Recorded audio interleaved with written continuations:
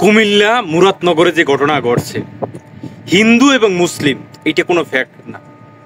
সবচেয়ে বড় কথা হইল যে এই ঘটনা ঘটাইছে, যারা এই ঘটনা ঘটাইছে তাদের দৃষ্টান্তমূলক শাস্তি অতি দ্রুত প্রয়োজন। কুমিল্লা মুরাদনগরে যে ঘটনা ঘটছে, হইতে পারে এমন ঘটনা আপনার ফ্যামিলির সাথেও, আপনার ফ্যামিলির কারোর সাথে ঘটতে পারে। ভাই, যে কোনো জিনিস রাজনীতি এবং ধর্মকে টেনে আনবেন না। সব কিছুর ভিতরে আমাদের দেশে সবচেয়ে বড় সমস্যা হলো যে কোনো কিছু হইলেই সেইটার ভিতরে ধর্ম এবং রাজনীতিকে টানা হয়। ধর্ম এবং রাজনীতিকে না টাইনা অতি দ্রুত দোষীদের কিভাবে দৃষ্টান্তমূলক শাস্তি হয় সেই ব্যাপারে সচ্ছল হন, সেই ব্যাপারে কথা বলেন। ফেসবুক, ইউটিউব, বিভিন্ন সোশ্যাল মিডিয়ায় যারা ওই ঘটনার ভিডিওগুলো শেয়ার দিচ্ছেন, হইতে পারে ওই একটা শেয়ারের কারণে আপনার জাহান্নামের টিকিট রেডি। যে কোনো জিনিস শেয়ার করার আগে 10 বার ভাববে চিন্তা নিয়েন যে আপনি কোন জিনিস শেয়ার দিচ্ছেন।